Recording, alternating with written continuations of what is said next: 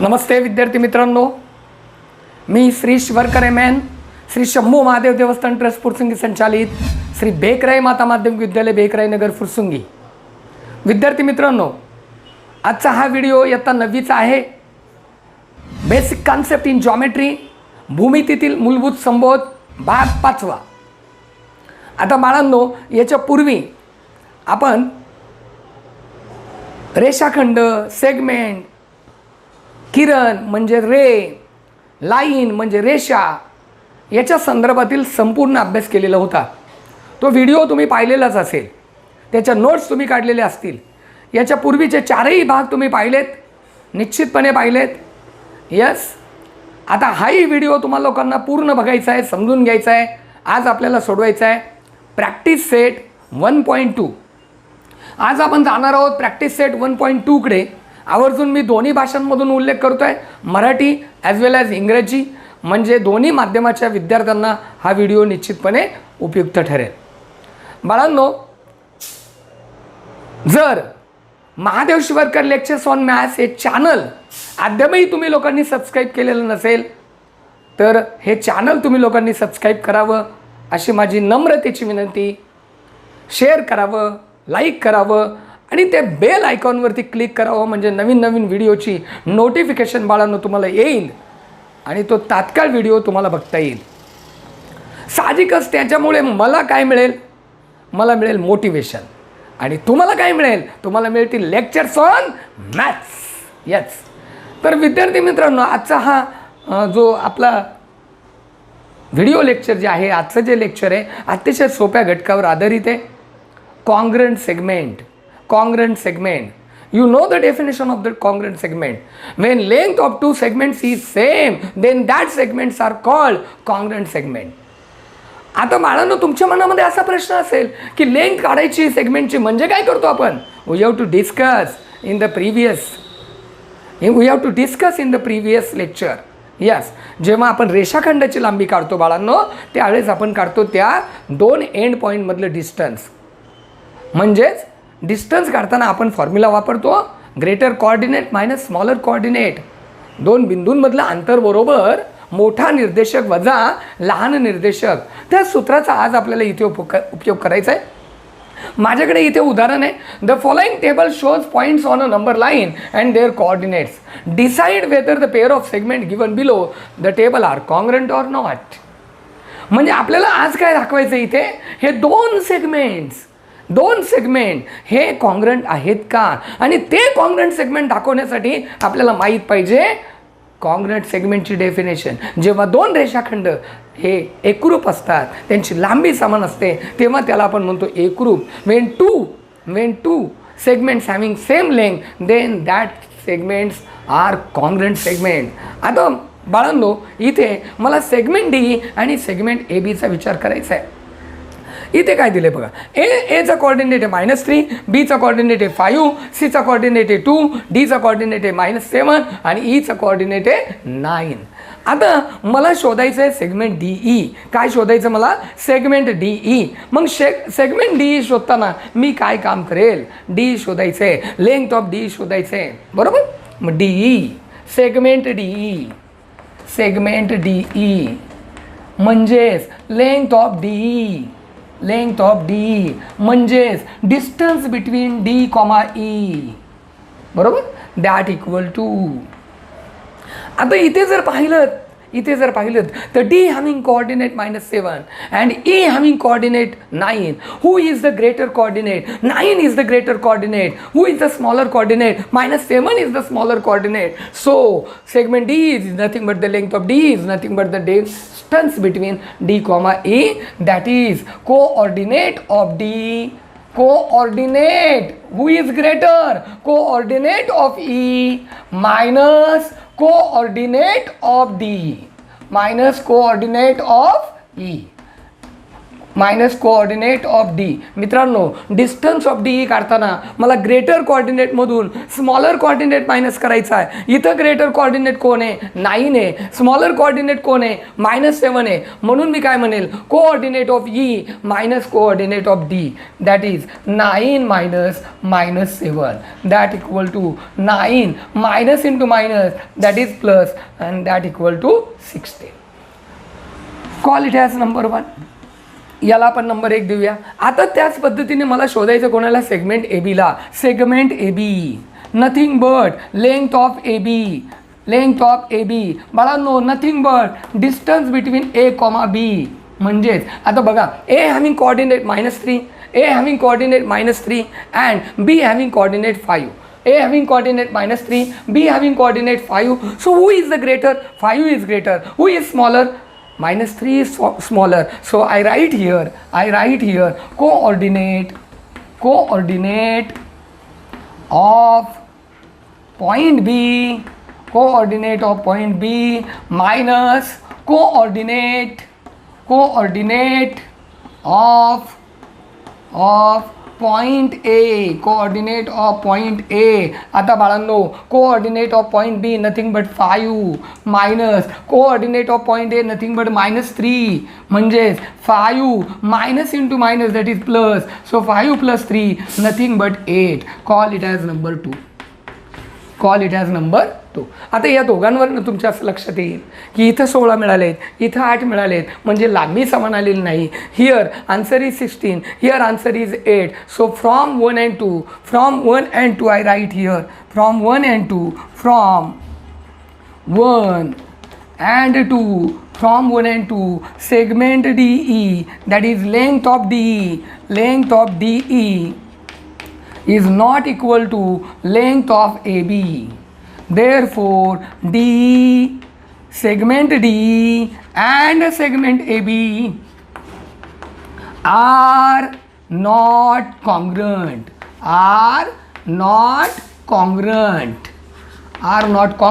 and that is your answer. Are not congruent, and that is your answer. So अगदी साध्या सोप्या पद्धतीने केलं आहे.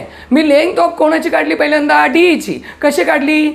डी आणि ई बिंदूमधलं अंतर कसं काढलं? मोठ्या निर्देशकातून लहान निर्देशक वजा केला. 9 वजा 7 म्हणजे 9 अधिक 7 म्हणजे किती आलं? 16. त्याच पद्धतीने मी ए बी शोधला, लेंथ ऑफ ए बी शोधली. कसं शोधलं? परत तेच पद्धतीनं, तोच फंडा, मोठ्या निर्देशकातून लहान निर्देशक वजा केला. सोपं आहे रे बाळांनो, सोपं आहे. लक्ष द्या. आता बघा, कोऑर्डिनेट ऑफ पॉईंट बी काय आहे? 5 आहे. कोऑर्डिनेट ऑफ पॉईंट ए काय आहे? -3 आहे. मायनस इंटू मायनस काय होतं? प्लस. 5 + 3 म्हणजे किती आलं? 8. आता इथं 16 आहे, तिथं 8 आहेत. सहज आपण कंपॅरिझन करू शकतो. 16 आणि 8 समान नाही आहेत.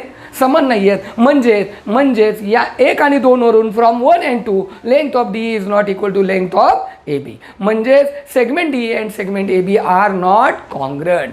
Segment A B and segment D are not congruent. इतकं सोपं आहे.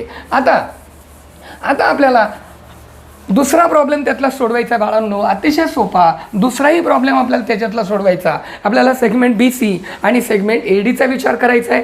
दुसरा प्रॉब्लेम त्यातला अगदी मागाच्यासारखंच, सेगमेंट बी सी आणि सेगमेंट ए डी. म्हणजे मला सेगमेंट बी सी शोधायचा आहे, म्हणजेच मला काय शोधायचं आहे? लेंथ ऑफ बी सी शोधायचं आहे.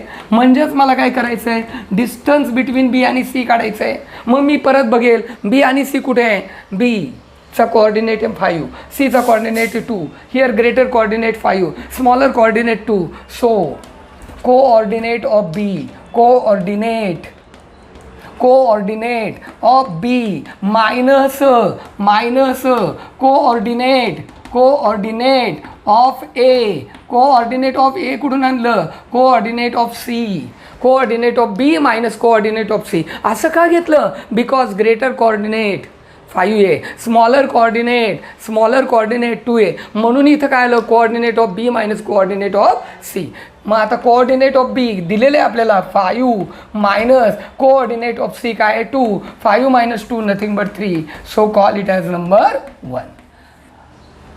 येस विद्यार्थी मित्रांनो, येस, ओके, व्हेरी गुड. पाहताय तुम्ही, लक्ष देताय, वा व्हेरी गुड. आता मला काय शोधायचं आहे? मला शोधायचं आहे एडीला शोधायचं आपल्याला. चला एडीला शोधूया. मग सेगमेंट सेगमेंट एडी म्हणजेच बाळांनो लेंथ ऑफ एडी म्हणजेच बाळांनो distance of AD. Distance of eddy म्हणजेच एचा कोऑर्डिनेट -3, डीचा कोऑर्डिनेट -7, एचा कोऑर्डिनेट -3, डीचा कोऑर्डिनेट -7. Who is greater? या -3 या -7 is greater. Yes, right hand number is always greater, left hand number is always smaller. So -3 is greater, -7 is smaller. So greater coordinate is -3, smaller coordinate is -7. अजून बऱ्याच जणांना हे ओळखता येत नाही की -3 ग्रेटर का -7 greater.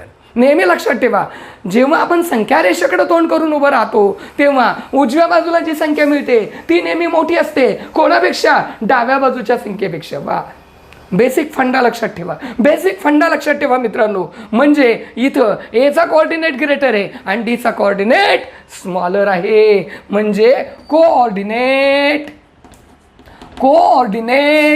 Of A minus coordinate, बोला, कोऑर्डिनेट ऑफ डी. यस, मग आता greater coordinate -3 minus smaller coordinate -7, बरोबर. -3 minus into minus plus, minus into minus plus. Yes, +7.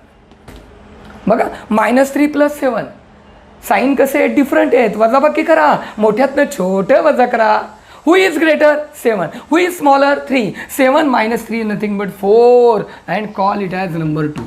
आता बाळांनो मगाच्यासारखंच फ्रॉम 1 and 2, 1 व 2 वरून लिहितोय मी इंग्रजीतून, पण मी बोलतोय मराठी आणि इंग्रजीतून. तर मराठी माध्यमाच्या बांधवांनी मी जसं बोलतोय तसं लिहायला हरकत नाही. फ्रॉम 1 and 2 म्हणजे 1 व 2 वरून आपण असं म्हणू शकतो length of BC is not equal to length of AD. म्हणजे सेगमेंट BC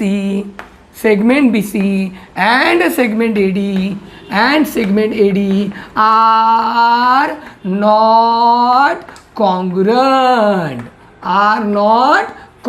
बाळांनो, आर नॉट कॉन्ग्रंट. बघून घ्या पटकन. Are not congruent. Yes, very interesting.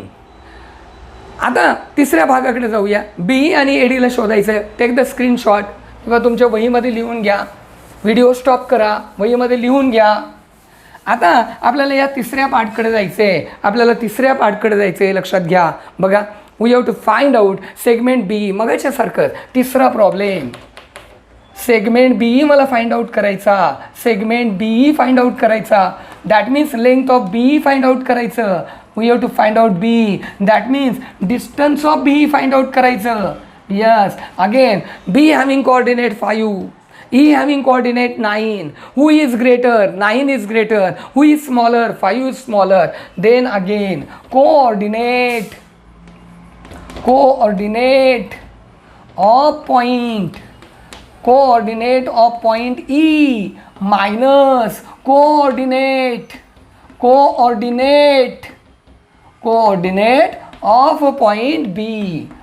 point B. Yes, who is greater? Point E is greater. Point E having coordinate greater. Point E having coordinate greater and point B having coordinate smaller.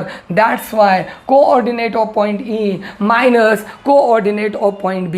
So coordinate of point E nothing but 9 minus 5. So 9 minus 5, that is 4. Call it as number 1. आता बाळांनो आपल्याला काय find out करायचं आहे? We have to find out segment A D. Then segment A D म्हणजेच length of eddy म्हणजेच काय रे? Distance between A D. अगदी सेम फंडा. म्हणजे आता A having coordinate -3, D having coordinate -7. Again same. Who is smaller, who is greater? -3 is greater and -7 is smaller. Then greater coordinates. So coordinate of point A minus coordinate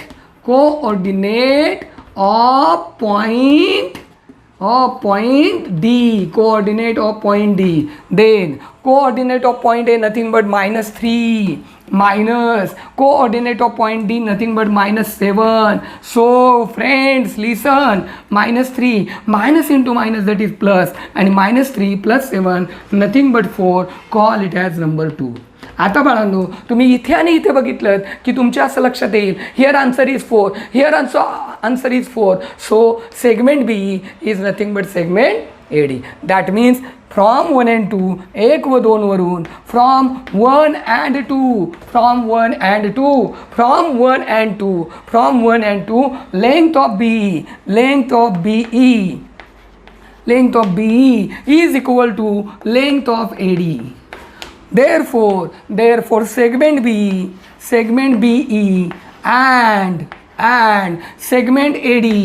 and segment AD are congruent. लक्षात घ्या, are congruent, and this is your third answer. कुठलंही ह्या तीनपैकी कुठलंही एक example परीक्षेला येईल, तिघांचा व्यवस्थितरित्या सराव करा. अगदी अगदी अगदी सोपं आहे. आता जाऊया आपण पुढच्या क्वेश्चनकडे. त्यातला प्रॅक्टिस सेट 1.2 मधला क्वेश्चन नंबर 2. प्रॅक्टिस सेट 1.2 मधला क्वेश्चन नंबर 2 मित्रांनो. Question number 2. This is very simple question.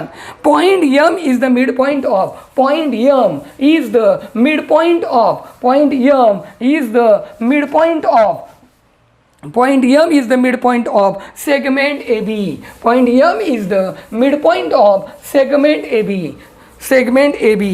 If AB is equal to 8, if AB is equal to 8, then find the length of AM.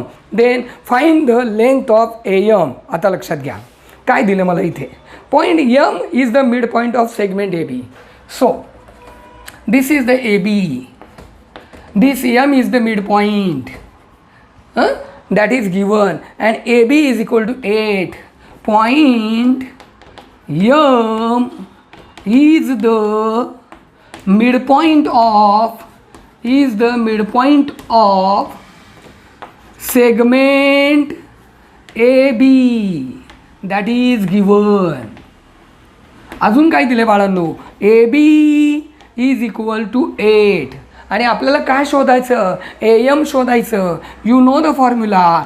AM is equal to 1/2 into AB. का? कारण point M is the midpoint of segment AB. Therefore this is also given. Therefore here write M is the midpoint. M is the midpoint. M is the midpoint of segment AB. M is the midpoint of segment AB. Therefore AM is equal to 1/2 into 8. सोपं आहे. 2 1 जा 2 4 जा. Therefore AM is equal to 4. This is your answer. AM is equal to 4. एकदम सोपं आहे. Point M is the midpoint of segment AB. That is given. AB is equal to 8. That is also given. AM is equal to half of AB because AM is the midpoint of segment AB. Therefore AM is equal to 1/2 into 8. 2 1 za 2 4 za. That's why AM is equal to 4. Yes. Then I read the next question.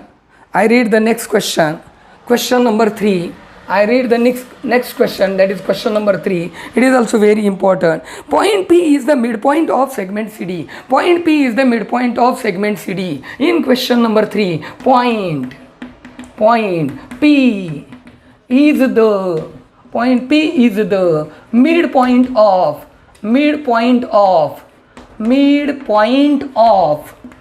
midpoint of segment CD. That is given. So this is the segment CD and this is the point P, which is the midpoint. So if CP is equal to 2.5, this CP is equal to 2.5, and we have to find CD. We have to find length of CD. आता मित्रांनो इथे CP is equal to 1/2 into CD because point P is the midpoint.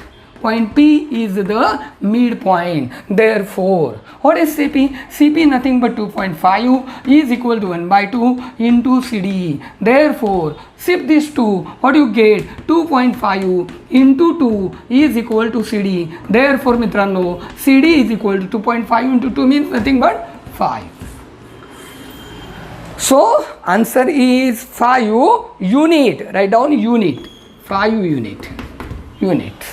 So again there is a question number 4 as same to its same. There is a question number 4. Then I take question number 4. This is also very simple question and very simple question asked for the exam. So if question number 4 is, if AB is equal to 5 centimeter, AB is equal to 5 centimeter, BP is equal to 2 centimeter, BP मित्रांनो 2 centimeter, BP is equal to 2 centimeter and AP is equal to 3.4 centimeter and AP is equal to 3.4 centimeter. Compare the segments. जेव्हा दोन रेषाखंडांची comparison करायची असते, जेव्हा दोन रेषाखंडांचा लहान मोठेपणा ठरवायचा असतो, तेव्हा तो त्याच्या लांबीवरनं ठरवतात मित्रांनो, तेव्हा तो त्याच्या कशावरनं ठरवतात? लांबीवरून ठरवतात. If length of the segment is greater than that segment is greater, if length of the segment is smaller than that segment is smaller. Remember this thing. So here AB having length 5 centimeter, BP having length 2 centimeter and AP having length 3.4 centimeter. That means this 5 is greater than 3.4 and 3.4 greater than 2. Therefore 5 having length, that is AB, is greater than AP and this AP again greater than BP. Then who is greater segment? So greater segment